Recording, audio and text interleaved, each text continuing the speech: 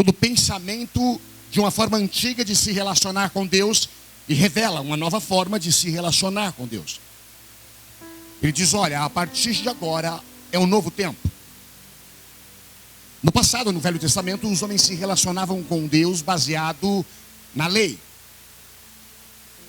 Ou seja, olho por olho, dente por dente. Se alguém matasse um filho seu, você poderia ir lá e matar o filho deles. E por isso criou-se cidades chamadas cidade refúgio. Quando você ouve falar, lê na Bíblia, cidade refúgio, quando a Bíblia fala que Deus é o nosso refúgio, é porque nessas cidades refúgios tinham o sacerdote, e ele então cuidava da cidade para que pessoas que estavam achando lugar para se abrigar, porque acidentalmente, por exemplo, matou alguém, acidentalmente algo aconteceu e ele estava procurado, dentro dessa cidade refúgio ele era protegido, ninguém podia entrar para matá-lo. Era uma época difícil, só que a Bíblia diz que ninguém conseguiu ter acesso a Deus através da lei. E por isto é que Jesus Cristo vem e em carne, ele vive toda a lei. Ele morre por mim e por você. Ressuscita no terceiro dia.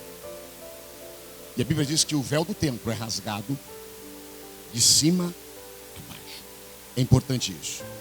Por que de cima? Era um véu grosso que separava o santo do santíssimo lugar.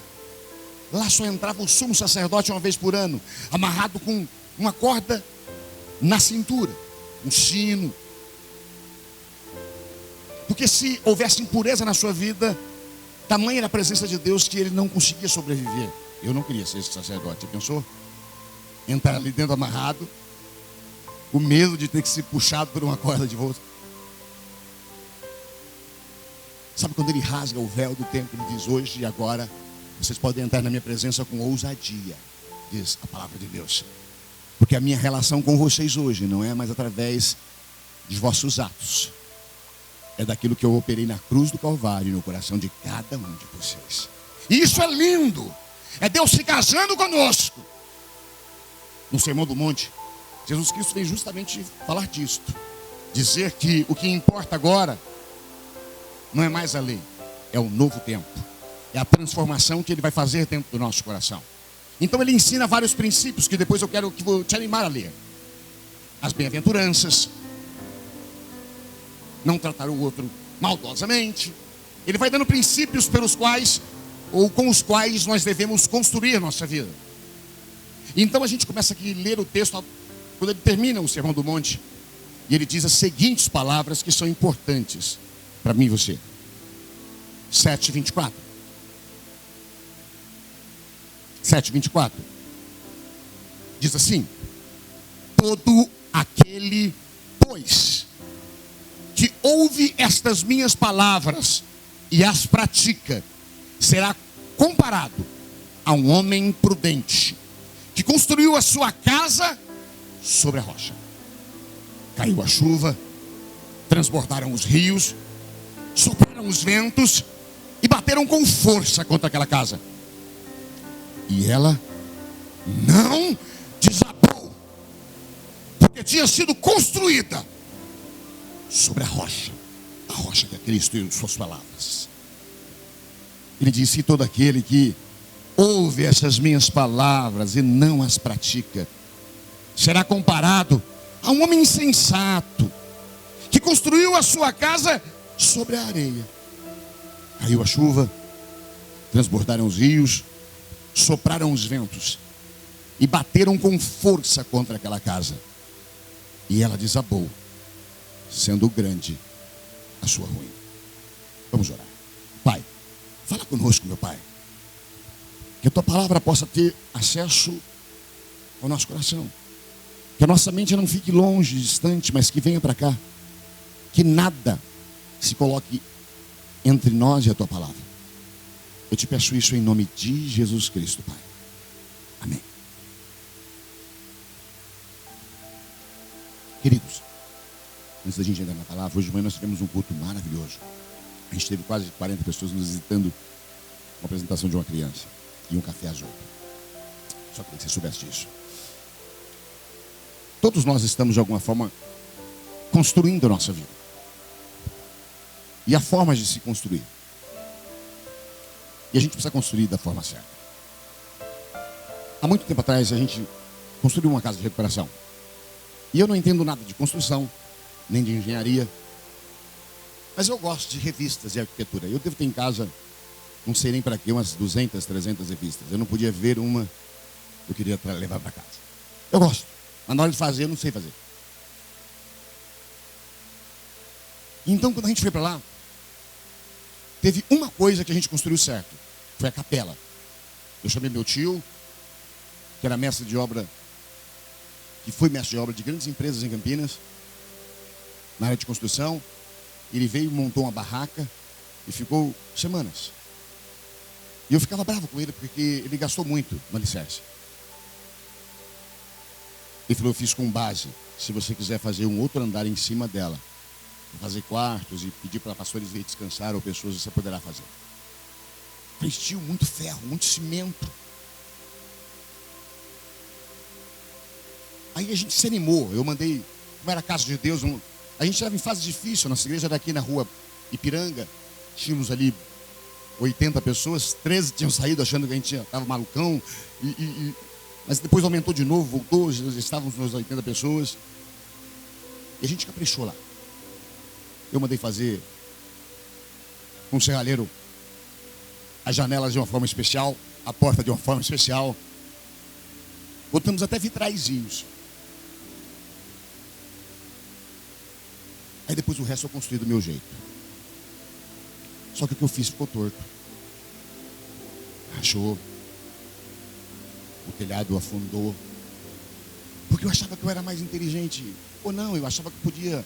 Sabe aquele um que acha que é espertão? Ou tem madeira usada, velha. E foi legal, porque o custo inicial foi baixo. Só que naquela área, naquela região da Nova Suíça ali para baixo, quando dão uns ventos, eles arrancam telhados inteiros. E não foram poucas as vezes que a gente teve que repor o telhado. Uma economia para várias vezes de gasto. E o medo cada vez que o tempo ficava ruim. Meu Deus, será que vai ventar? Porque ela é meio que assim um vale, então parece que o vento vem e leva tudo. Pelo menos 3 ou 4 vezes a gente teve que repor telhados. Cara. Você vive com um problema porque você não projeta direito. Não adianta eu ler revista, achar bonito, achar que eu sou. Eu falava que Deus colocou no meu coração para fazer assim. Mentira, era Deus, não era eu mesmo. Mas eu achava que era Deus. A gente, às vezes, quando quer fazer uma coisa da gente, a gente fala que é Deus. Às vezes é Deus mesmo. Mas muitas vezes não. É a gente mesmo. Enfim. Ainda bem que lá não era um lugar para ser registrado em belas artes de construção civil. Foi um lugar para recuperar pessoas e recuperou muitas pessoas. Mas a gente poderia ter vivido sem essa dificuldade. Eu queria que a gente pegasse aqui algumas ideias, tem tantas ideias nesse texto, para você que está construindo a sua vida. E não importa qual a sua idade, você está sempre em construção. Tem áreas da sua vida que você investiu mal. E, portanto, está como aqueles chalezinhos que eu fiz. Relaxa. Quem investiu mal num relacionamento, está com relacionamento ruim. Quem sempre foi relapso na área de finanças. Entendo o que eu quero dizer. De alguma forma eu e você estamos construindo a nossa vida. E é preciso que nós acreditemos naquele que está nos dando de graça uma consultoria. Mesmo que os maçons o chamem assim, isso não quer dizer que o que eu vou dizer é porque eu sou maçônico, tá? Senão, mas ele é o grande arquiteto do universo. Porque foi ele que arquitetou tudo, não sei se você sabe. Disse haja luz, haja água. Água eu não sei se ele falou haja. Mas haja um monte de coisa, está lá em Gênesis, você lê depois. Ele pendurou as estrelas. Jó um dia querendo dar uma moral nele. levou 4 capítulos na cabeça. Falou: onde é que você estava? Quando eu fiz isso, quando eu fiz aquilo, quando eu fiz aquilo outro. 4 capítulos. Eu vi. E Ele quer te dar de graça consultoria, através desta palavra, que embora seja o livro mais vendido do mundo, nem sempre é o mais lido, e muitas vezes, se lido, nem sempre é vivido. Eu digo sempre que é como comprar bicicleta ou esteira para queimar caloria e pendurar roupa nela. Isso só vai fazer você se sentir mal. Não basta ouvir, é preciso praticar. E colocar em prática não é fácil. Mas você não está construindo um barraco. Você não está construindo uma choupaninha. Você está construindo uma história. Uma história da sua vida. Então não acho difícil tomar seu gênio. Não acho difícil mudar suas atitudes. Não acho difícil engolir uma coisa que você soltar. Não acho difícil pedir perdão quando errou. Não acho difícil perdoar.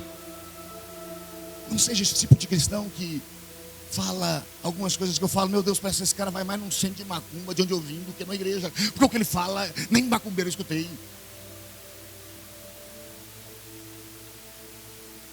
Ele diz comigo assim: bateu, levou. Nossa, se Deus fizesse assim, você estava perdido. Se Deus desse um sopro em mim e você cada vez que a gente erra, por aí afora vai. Nós somos cristãos. Temos que ter a nossa alma transformada, o nosso espírito transformado. Nós temos que ter a nossa vida transformada. Não somos perfeitos, mas estamos no caminho de perfeição. E aquele que começou a boa obra em nós, Ele quer terminar. Dói, mas Ele quer terminar. Então eu te pergunto: que tipo de construção você vai fazer? Algo para um tempo que custa barato, para andar rápido? Ou você vai pegar cada área e fazer bem feitinho? Uma das coisas que eu aprendo com esse texto é que tanto um como o outro nos deixa entender que cada um constrói a sua própria vida. Diga comigo: cada um constrói a sua própria vida. Porque o que construiu sobre a rocha foi ele quem construiu. O que construiu sobre a areia foi ele quem construiu. Não é seu pai, sua mãe, sua avó, seu governo. Não é ninguém que constrói sua vida. O que ele está dizendo é que a sua vida não está nas mãos de ninguém. Está nas suas mãos. A atitude de construir é sua. É natural, quando a gente é pequeno, os pais cuidarem da gente em pequenas coisas, em grandes coisas. Eles nos limpam quando a gente faz coisinhas na fralda. Eles dão um papinha na nossa boca. Mas conforme a gente vai crescendo, a gente vai ficando independente. Continua gostando do pai, amando do pai, mas vai criando uma certa independência, porque você suga, você tira do pai aquilo que te dá uma estrutura e uma força para continuar a sua caminhada. E aí os pais, por mais que queiram, não conseguem interferir na sua vida. Porque chega um tempo em que nós temos uma vontade forte. E somos nós quem temos que construir a nossa vida. Deixa eu te dizer algo, você. Seu casamento, seu trabalho, a sua vida não está à mercê do acaso, do karma ou da sorte. Está nas suas mãos. É você quem tem que fazer dar certo. Deus está a seu favor. Você precisa estar a seu favor. Ele diz que um construiu assim, o outro, ele está falando de indivíduos. Cada um constrói a sua própria casa. Não espere de outros vir fazer por você. Não espere. É você quem tem que fazer. Se você entendesse isso, se eu entendesse isso, seria revolucionário. Porque o que ele está dizendo é o seguinte: vosso futuro, vossa vida é um livro em branco. e você poderá escrever a sua história. Agora eu queria te dizer que um bom filme, um bom livro, não pode ter só beijo na boca, romance. Tem que ter um eu vou embora. Tem que ter um perigo para ficar gostoso. O que eu estou dizendo é que se você começar a comer mel todo dia, vai chegar uma hora que você não vai conseguir mais comer mel. Se você já teve que comer ovo todo dia, muita gente aqui já comeu. Por exemplo, eu gosto de ovo, mas se você cozinhar o ovo e botar ele em molho vermelho, eu detesto. Porque em tempos difíceis da nossa vida, minha mãe fazia esse tal de ovo com molho vermelho. Horrível. Eu resolvi não gostar de polenta. Quando a gente era criança, tinha uma casa de sopa e a gente ia comer lá. Meu Deus, eu não entendo porque eu achava que o mundo era feito de fubá. Porque era só sopa de fubá, sopa de fubá. O que eu quero dizer com isso é que a vida tem sabores. Ela tem acontecimentos. E eu preciso ter este conhecimento de que eu que estou construindo a minha vida, vou ter capítulos em que vou duvidar de mim mesmo. Se tomei a decisão certa, se fiz a coisa certa, se ainda vou dar certo. Mas o que você não pode parar é parar de construir. Quando eu comecei o trabalho aqui na igreja, em 93, dia 6 de novembro de 93 foi quando eu vim para o Piracicaba. Eu vim cheio de expectativas, mas o começo foi muito difícil. E eu chorava com vontade de ir embora, mas não fui. Eu falei para Deus, eu vou enterrar o meu coração aqui eu morro, mas não volto, a não ser que o Senhor queira me levar. E Deus foi trabalhando, foi operando. Muitas coisas aconteceram. Muitas. Eu queria dizer que a sua vida não está na mão de ninguém. Você não está na mão de um juiz. Você não está na mão de um inimigo. Você não está na mão de uma economia. Você não está na mão de um STF. Você está nas mãos de Deus. Mas Deus colocou nas suas mãos a responsabilidade de construir sua vida. Portanto, não pare de trabalhar naquilo que pode ser caro, mas que é sua responsabilidade e é sua vida. Em nome de Jesus, construa da melhor forma possível. Uma outra coisa que eu aprendo com esse texto, além desta, de construir com um projeto, entender que eu estou construindo a minha vida. Outra coisa que eu entendo nesse texto também é que ele diz que as tempestades, elas são inevitáveis. Diga comigo, diga, as tempestades são inevitáveis. Você consegue evitar uma tempestade? Interessante que hoje, duas noivas, mulheres casadas agora, uma delas que apresentou a criança, vieram ao culto e as duas no dia do casamento choveu. Uma estava entrando na primeira madrinha. O pessoal da igreja aqui ensaiou para cantar. Foi de cantar nada. E mudou lá para dentro. A outra foi em Maresias. Lindo lugar. Choveu no dia. Então eu me lembro que eu tive que ficar assim para que a noiva não fosse molhada. Não dá para prever. Consultou o tempo. O pessoal que deu assessoria, especialmente para essa última, achou um dia provável. Mas quem é que manda no tempo? O que eu quero dizer é que conflitos, ocorrências indesejáveis, fazem parte do processo da existência humana e fazem parte da vida de quem constrói. Se você não construir nada, você nunca vai achar um pedreiro ruim ou bom. Só vai achar se construir. É um conflito. Se você não construir nada, você nunca vai pagar nenhum boleto, mas não vai construir nada. Se você não construir nada, o único conflito que você vai ter é existencial, de não ver uma história sendo deixada.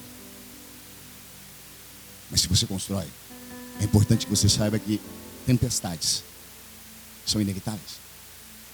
E todos nós aqui temos lares pelos quais já vivemos, passamos e experimentamos tempestades. Épocas difíceis que abalam a casa. São os ventos que sopram. São as águas que, de forma terrível, o texto diz com força, vem e bate com ímpeto na casa. E a sensação que a gente tem é de que vai cair tudo. Ontem choveu bastante. E quando chove bastante, aqui a cara entope um pouco. Já teve um domingo no passado que teve que desmarcar o culto de domingo por essa razão. Caiu muita coisa, ficou uma... Ninguém esperava, não estava marcado. Deus não me revelou.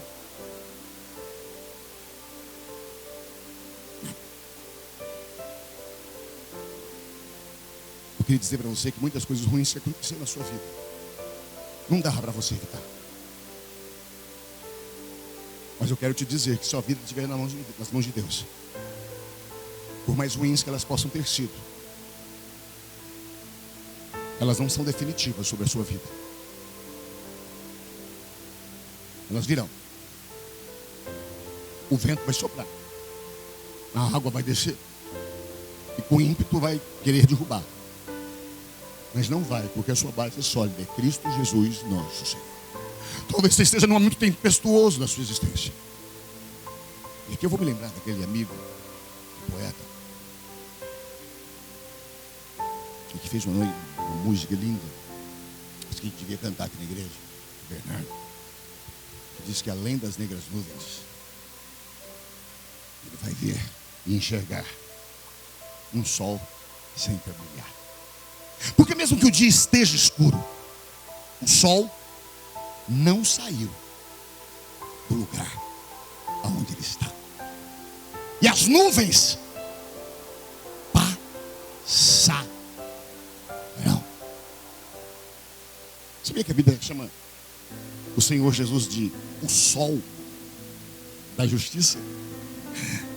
Então mesmo que a vida pareça injusta, quando parece que outros foram beneficiados e você não, quando parece que a construção do outro avançou e a sua não, lembre-se que mesmo que as nuvens se interponham entre você e ele continua lá brilhando, e as nuvens serão dissipadas.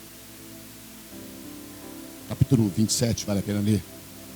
Paulo entra num barco como prisioneiro. 270 e tantas pessoas estão nele. Um grande temporal acontece. Antes ele havia dito, companheiro, diz para o capitão, não convém que vá. Não é época de navegação. Paulo conhecia disso, era um homem entendido, estudado. Mas o capitão, não querendo ser aconselhado por um prisioneiro, partiu do porto chamado Bons Ventos. Mas os ventos não foram bons. E no meio do mar, uma grande tempestade aconteceu. E por 12 dias, eles não viram a noite e nem o dia. Ou seja, não viram lua nem estrela, está escrito lá, nem o sol. E a Bíblia diz que esvanecidos ou enfraquecidos na alma, eles perderam a esperança da vida. Leia lá depois para você ver. Perderam a esperança da vida. Mas sabe, eu louvo a Deus por pessoas que são entregues nas mãos do Senhor. Paulo é um prisioneiro, em vez de ter raiva, ódio das injustiças cometidas, seu coração ainda está colocado em Deus. Esses homens não se alimentam, não comem, estão enfraquecidos. E Paulo de repente chega com um discurso. Ele chega e diz, companheiros, esta noite o Deus a quem sirvo e a quem eu pertenço esteve comigo. Fala, não, que não se perderá nenhuma de vossas almas, de vossas vidas. Ele diz, portanto, comamos e bebamos para recobrar forças. E eles comeram. Já pensou? Ele alimentou os inimigos. Talvez pudesse pensar, é Deus para matar os inimigos e eu me libertar. Não, Deus não nos usa para matar ninguém, Deus nos usa para dar vida. Então, Paulo parte pão e dá lá para os seus algozes. E de fato, depois de 12 dias, eles foram dar numa ilha chamada Malta. Paulo, sempre benfeitor, corre para a ilha e começa a procurar gravetos, madeira, porque o frio da água, ele não precisava fazer isso de novo. E quando ele está juntando ali para aquecer o povo e acender uma fogueira, uma cobra sai do meio e pica ele. Não parece que Deus está falhando? Preso, naufrágio, cobra morde.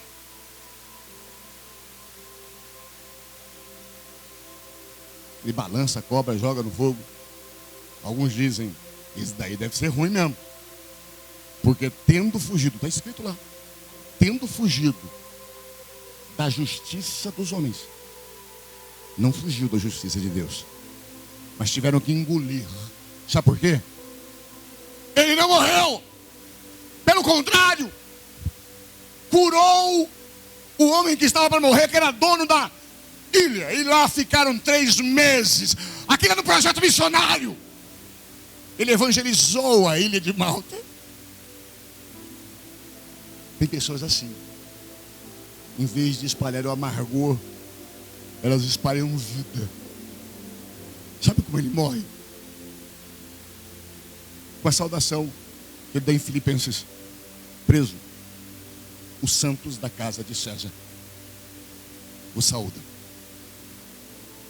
Você já estudou sobre a casa de César? Já viu o filme da casa de César? Aquela época que os senadores tinham seus pupilos, o senador e tinha um menininho para ele. Se você acha hoje coisado, era mais coisado ainda. Orgias. A casa de César era doidura. 11 barcos de Roma, doidinho. Lá no inferno,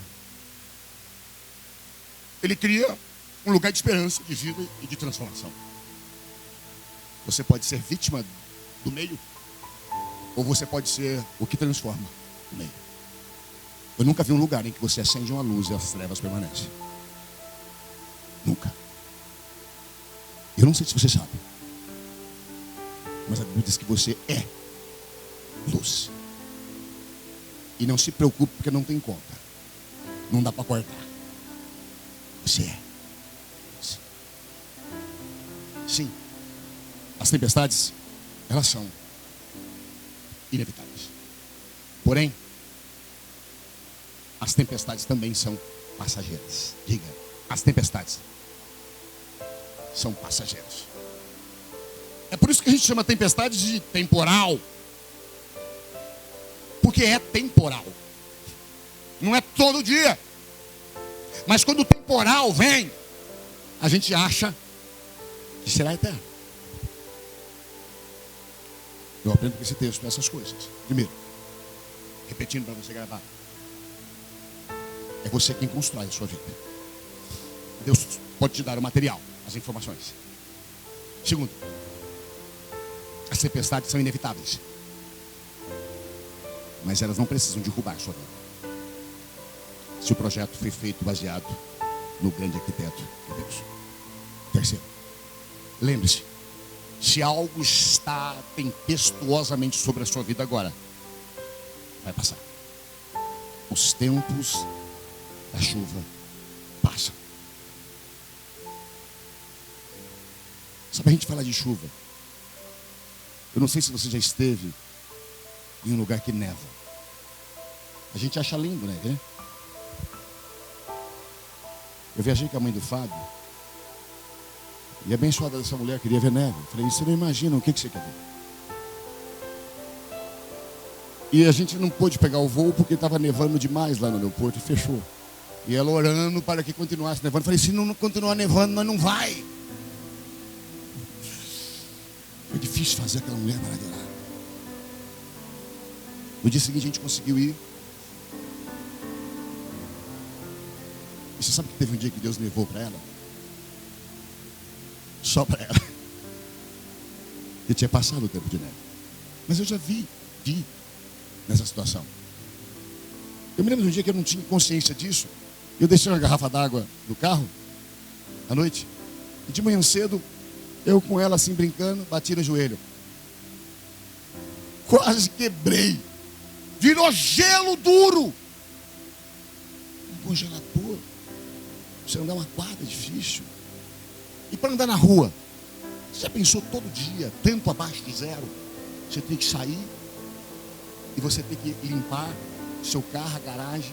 Não tem escolha. As ruas ficam difíceis, parece que está cheio de lixo. Mas passa. O gelo derrete. Novas épocas vêm. Vem uma época linda, que é a época de outono, onde as árvores ficam cor de laranja. Vem a primavera que as flores nascem e os frutos vêm depois. É um tempo. Vai passar. Não é para sempre. Se você está chorando, chore. Mas não vai ser para sempre. Esse choro tem data marcada. Para terminar.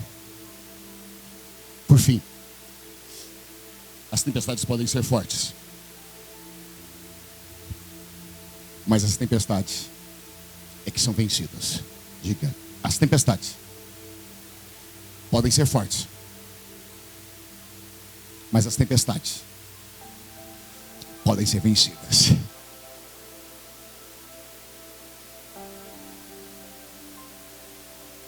E aqui eu termino perguntando para você a seguinte coisa. Por favor, fique aqui com a sua mente, não vá embora. Fique aqui. Com que tipo de material você está construindo a sua vida?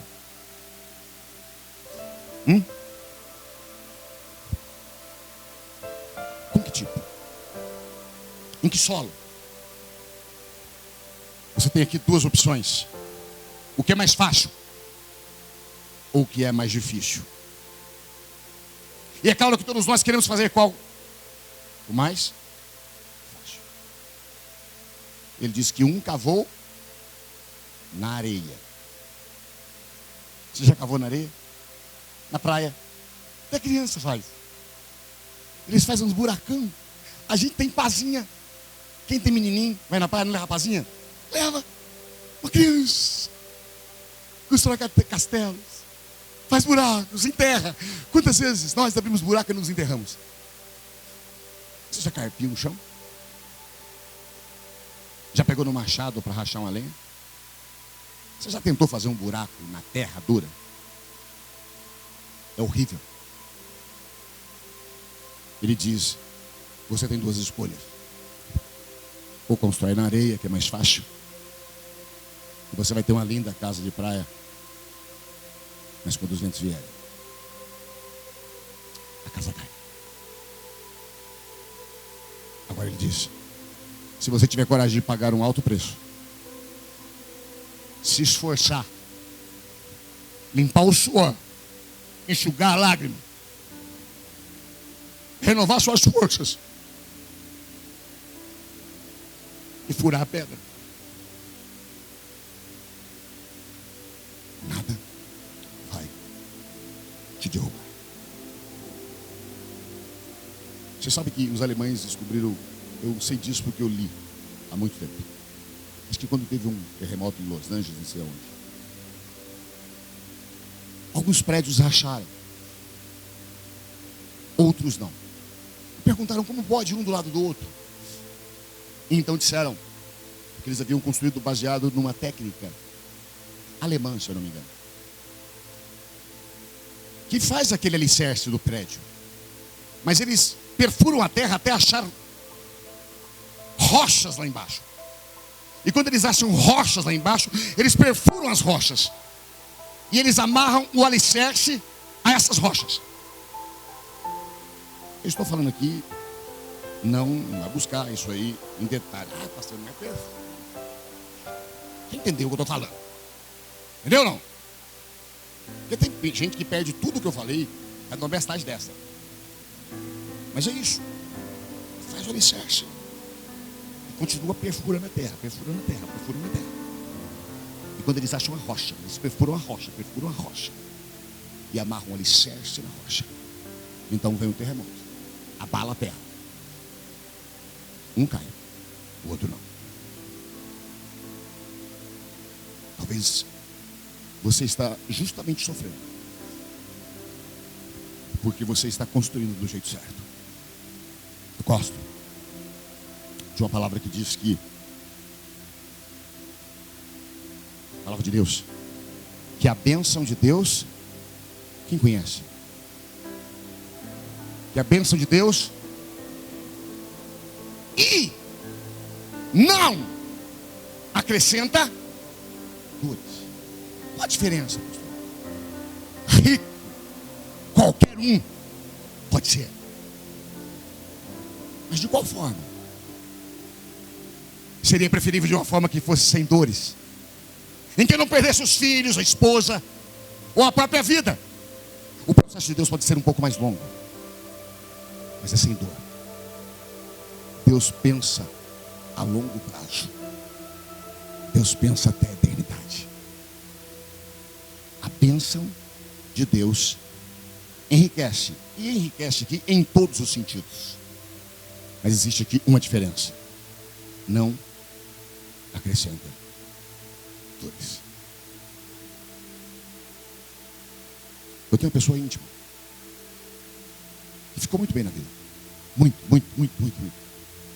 mas de uma forma errada.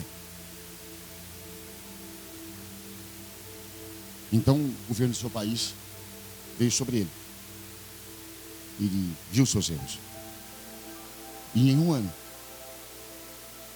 ele perdeu tudo que construiu numa vida.